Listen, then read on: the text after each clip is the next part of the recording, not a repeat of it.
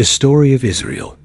From Exodus to independence, whispers of ancient journeys, sacred promises, and the unwavering flame of hope that burned in the hearts of a people scattered but never broken. This book is not just a historical record. It is a pilgrimage into the soul of a nation, a tapestry woven with threads of suffering, resilience, and an unyielding belief in a destiny written long ago. Imagine the cries of the enslaved echoing across the sands of Egypt, a chorus of despair. Under Pharaoh's whip, feel the dust beneath your feet as a multitude, guided by faith and a longing for freedom, embarks on a perilous exodus into the unknown. Hear their whispers of doubt mingling with desperate prayers as they wander through the wilderness, tested by hardship and transformed by adversity. We begin with the miraculous liberation from bondage, journey through the wilderness where freedom was both a gift and a burden, and witness the forging of a covenant that would define a people for generations. You will walk through the rise and fall of ancient kingdoms, the splendor of David and Solomon's rule, and the heartbreak of division, exile, and displacement. Yet even in exile, scattered across continents, the Jewish people clung fiercely to their identity-nurturing traditions, preserving hope and keeping alive the vision of return. Then, from the ashes of persecution and centuries of longing, comes the awakening of Zionism, a movement born of ancient yearning and modern urgency. Experience the passion of Aliyah, the courage of immigrants returning to a land they had only dreamed of, and the determination to rebuild a home amid ruins. Finally, stand on the threshold of history as Israel is reborn, not just as a geographic reality, but as a living testament to the endurance of faith and the power of dreams. This is the story of Israel, a saga of perseverance, sacrifice, and the relentless pursuit of a promise. It is a journey of hope rising in the face of despair, of light breaking through darkness. More than history, it is a legacy that continues to echo through time, stirring hearts, shaping nations, and reminding the world of the enduring strength of the human spirit. Before we dive in, make sure to subscribe and hit that like button to support the channel, and don't forget to turn on the notification bell so you never miss an audiobook that could change your life. Now, let's begin. Enjoy. Chapter 1. Chains broken, horizon found, the Exodus. The air hung thick and heavy, pregnant with the stench of sweat, tears, and despair. The sun beat down mercilessly on the backs of slaves, their bodies weary, their spirits crushed under the weight of Pharaoh's tyranny. This was Egypt, the land of pyramids and power, but for the children of Israel, it was a prison, a place of endless suffering and broken dreams. For generations, they had toiled under the lash, their voices silenced, their identity slowly eroding under the oppressive weight of servitude. But even in the darkest of nights, a flicker of hope remained, nurtured by ancient prophecies and whispered tales of deliverance. The name of Moses, born into slavery, but raised in Pharaoh's court, began to circulate among the downtrodden. He was a man torn between two worlds, haunted by the suffering of his people and burdened by a divine calling he could not ignore. Burning bush, the voice that boomed from its flames. These were the signs that ignited the embers of hope into a roaring fire. Moses, once a hesitant shepherd, became the leader, the voice of the voiceless, the champion of the oppressed. He stood before Pharaoh, a lone figure against the might of an empire, and demanded, "Let my people go." Pharaoh, hardened by power and blinded by pride, refused. The Nile turned to blood, frogs swarmed the land, locusts devoured the crops. Each plague was a testament to the divine power backing Moses' plea, each a nail in the coffin of Pharaoh's resistance. The people of Israel watched in awe and fear as their God battled for their freedom. And then came the final devastating plague, the death of the firstborn. The cries of grief echoed through the Egyptian night, a symphony of sorrow that finally broke Pharaoh's will. He relented, and the Israelites, their hearts pounding with a mixture of fear and elation, prepared to leave. Imagine the scene: a multitude, perhaps numbering in the hundreds of thousands, hastily gathering their belongings, their faces lit by the flickering light of torches. They were leaving behind everything they had known, everything that had defined their lives for generations. But they were also leaving behind slavery, oppression, and despair. They were stepping into the unknown, guided by a pillar of fire by night and a pillar of cloud by day. The Exodus was more than just a physical escape. It was a spiritual awakening, a collective rebirth. It was a moment when a people, stripped of their dignity and reduced to servitude, reclaimed their identity and embraced their destiny. The horizon beckoned, promising freedom, a homeland, and a future filled with hope. But the journey had only just begun. The Red Sea lay ahead, a formidable barrier between them and their promised land. And Pharaoh, consumed by regret and rage, was in hot pursuit. Chapter 2: Wilderness Echoes, Struggles and Faith. The roar of the Red Sea crashing against the shores still echoed in their ears. The miraculous parting of the waters, the escape through the narrow corridor of the seabed, the crushing defeat of Pharaoh's army. It was a moment etched forever in their collective memory, a testament to the power of their God and the unwavering faith of their leader. But the euphoria of liberation was short-lived. The wilderness, vast and unforgiving, stretched before them, a stark contrast to the lush fields of Egypt. The initial joy gave way to gnawing hunger, parching thirst, and the constant threat of unseen dangers lurking in the shadows. The echoes of their murmuring complaints began to fill the air. They questioned Moses, they questioned their God, they longed for the familiar comforts of slavery, forgetting the pain and suffering they had endured. "Why have you brought us out of Egypt? To die in this wilderness?" they cried. "Was it because there were no graves in Egypt that you have taken us away to die here?" Moses, burdened by the weight of leadership, turned to God in prayer, and God, in his infinite mercy, answered. Manna rained down from the heavens, providing sustenance in a barren landscape. Water gushed forth from a rock, quenching their thirst. Quail filled the skies, offering meat to their hungry bellies. But the trials of the wilderness were not merely physical, they were also spiritual. The golden calf, a symbol of idolatry and a betrayal of their covenant with God, revealed the fragility of their faith and the enduring allure of their old ways. The 10 Commandments, etched in stone on Mount Sinai, served as a moral compass, guiding them towards a righteous path and defining their relationship with God. The wilderness became a crucible, testing their faith, shaping their character, and forging them into a nation. It was a time of profound learning, of repentance, and of renewed commitment to the covenant they had made with God. The echoes of their struggles, their doubts, and their triumphs reverberated through the generations, shaping their identity and defining their destiny. This chapter will delve deep into the trials and tribulations of the Israelites in the wilderness. We will explore the psychological and emotional challenges they faced as they transitioned from slavery to freedom. We will examine the significance of the manna, the water from the rock, and the giving of the 10 Commandments.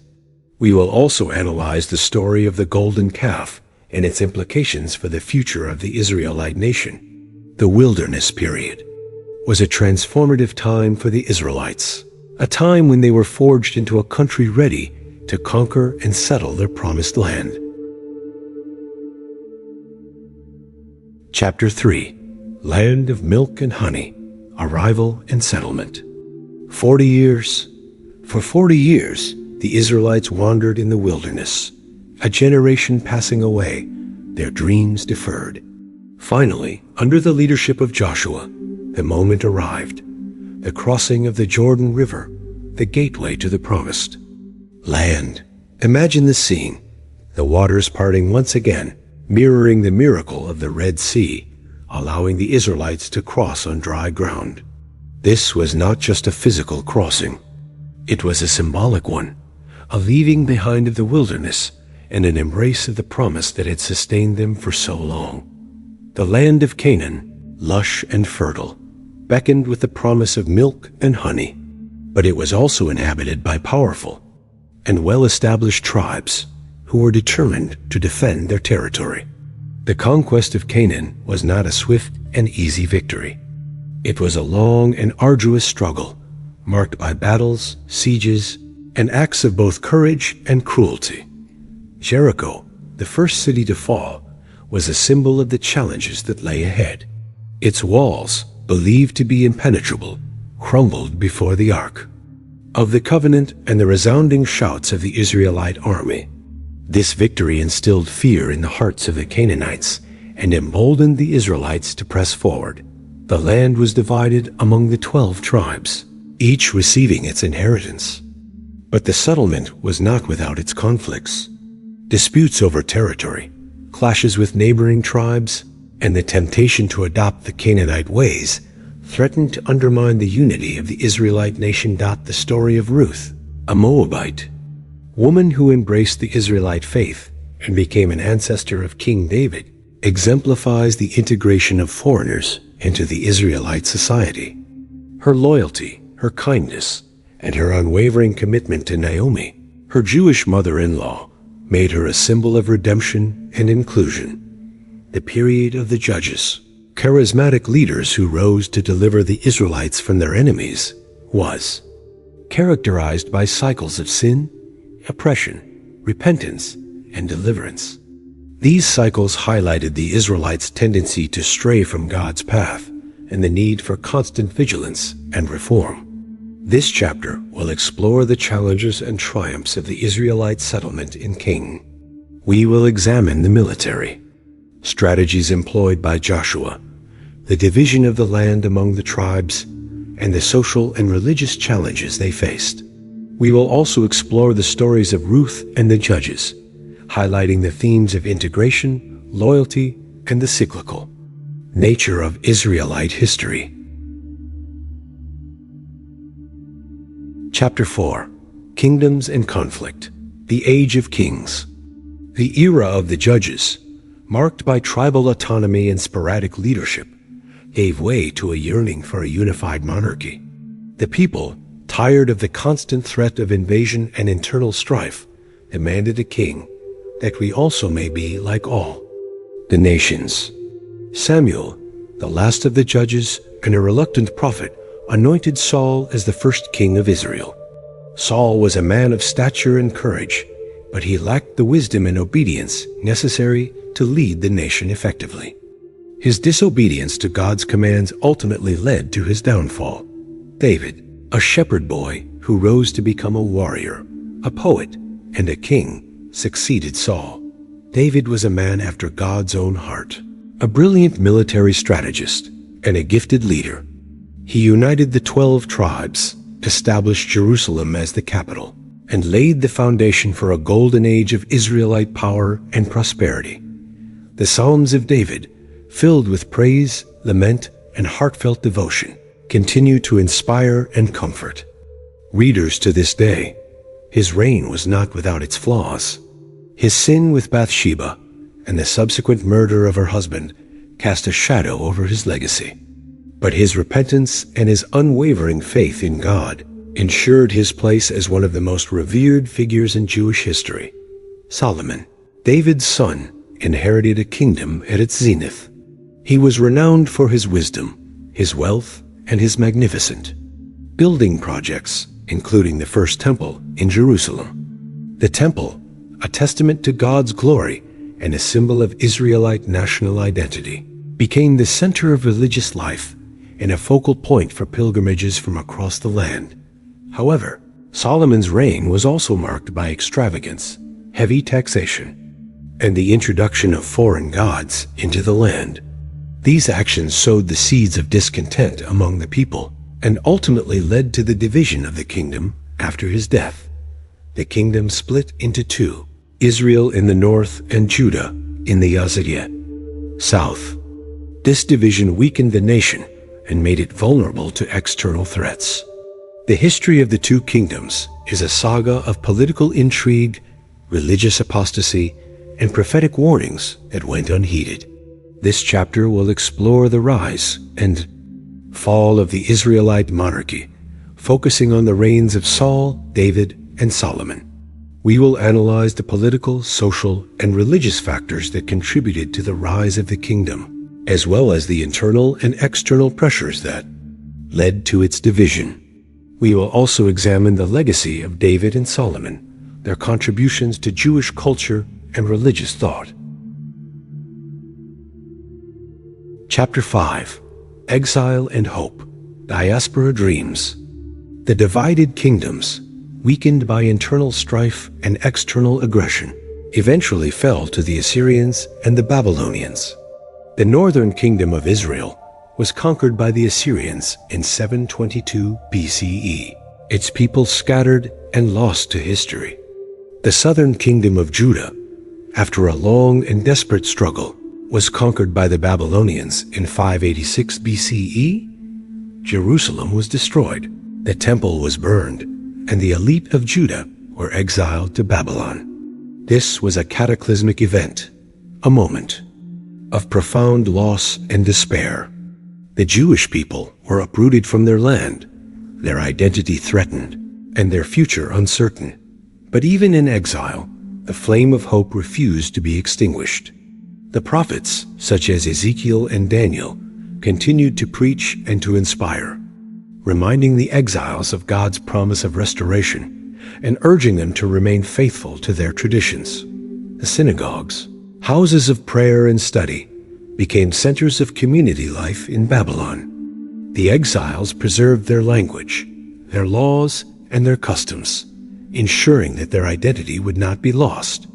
They also developed new forms of religious expression, such as the synagogue liturgy and the oral Torah, which would later be codified in the Mishnah and the Talmud. After decades of exile, the Babylonian Empire fell to the Persians. King Cyrus of Persia, in a decree that is celebrated to this day, allowed the Jewish exiles to return to Judah and to rebuild the temple. A small group of exiles, led by Zerubbabel and Ezra, returned to Jerusalem and began the arduous task of rebuilding the city and the temple. This was a time of great challenges, both internal and external. They faced opposition from neighboring tribes, economic hardship, and spiritual apathy. But with the help of the prophets Haggai and Zechariah, they persevered. The second temple was completed, and Jewish life began to revive in Judah. The period of the Second Temple was a time of great creativity and innovation in Jewish thought and practice. The Pharisees, the Sadducees, and the Essenes emerged as distinct religious groups, each with its interpretation of Jewish law and tradition. Dream of return, nurtured in exile, had finally come true. But the diaspora, the scattering of the Jewish people across the globe, would continue to shape Jewish history for centuries to come. This chapter will explore the events leading up to the Babylonian exile, the experience of exile, and the return to Judah. We will examine the role of the prophets in preserving hope and inspiring the exiles. We will also analyze the development of Jewish religious and cultural life in exile, and the challenges faced by those who return to rebuild Jerusalem and the temple. Chapter 6. Rising from the Ashes, the Birth of Zionism. Centuries passed. Empires rose and fell. The Jewish people remained scattered across the globe, living as minorities in various lands, often facing persecution and discrimination. The dream of return, though diminished, never completely disappeared. Enlightenment and the rise of nationalism in Europe created both opportunities and challenges for the Jewish people. On the one hand, the promise of equality and citizenship inspired many Jews to assimilate into European society. On the other hand, the rise of anti-Semitism, fueled by nationalist and racial ideologies, exposed the limits of assimilation. The Dreyfus Affair, a notorious case of anti-Semitism in France, shook the foundations of Jewish belief in emancipation. Theodor Herzl, an Austrian Jewish journalist who covered the Dreyfus trial, concluded that anti-Semitism was an incurable disease and that the only solution was the establishment of a Jewish state. Herzl's vision, articulated in his book, The Jewish State, sparked a revolution in Jewish thought. He organized the first Zionist Congress in Basel, Switzerland in 1897, bringing together Jews from across the world to discuss the establishment of a Jewish homeland. The Zionist movement, inspired by Herzl's vision, gained momentum in the early 20th century. Zionist organizations were established in Europe and America, raising funds, promoting Jewish settlement in Palestine, and lobbying for political support from world powers. The Balfour Declaration, issued by the British government in 1917, was a major breakthrough for the Zionist movement. The declaration expressed British support for the establishment of a national home for the Jewish people in Palestine. The Balfour Declaration gave the Zionist movement a powerful boost, but it also created new challenges. The Arab population of Palestine, who constituted the majority of the population, opposed the Zionist project and feared the displacement of their community. This chapter will explore the historical context that led to the birth of Zionism, the life and thought of Theodor Herzl, and the early years of the Zionist movement. We will examine the impact of the Balfour Declaration on the Zionist project and the growing tensions between Jews and Arabs in Palestine. Chapter 7. Waves of Homecoming, Aliyah and Resilience. The Balfour Declaration opened the floodgates of Aliyah, the immigration of Jews to Palestine. Waves of immigrants, driven by Zionist ideals and fleeing persecution in Europe, began to arrive in Palestine, transforming the landscape and the demographics of the region. The first Aliyah, 1882 to 1903, was primarily driven by religious persecution in Russia and Eastern Europe. These early pioneers faced immense challenges, including harsh living conditions, disease, and hostile opposition from the Arab population. The second Aliyah, 1904-1914, was characterized by a more socialist and secular ideology. These immigrants established kibbutzim, collective farms that became symbols of Zionist pioneering and social equality. The third Aliyah, 1919 to 1923, was driven by the aftermath of World War I and the collapse of the Ottoman Empire. The British Mandate for Palestine, granted by the League of Nations, paved the way for increased Jewish immigration. The fourth Aliyah, 1924 to 1929, was driven by economic hardship and anti-Semitism in Poland. These immigrants established businesses and industries in Palestine, contributing to the economic development of the region. The fifth Aliyah, 1929 to 1939, was driven by the rise of Nazism in Germany.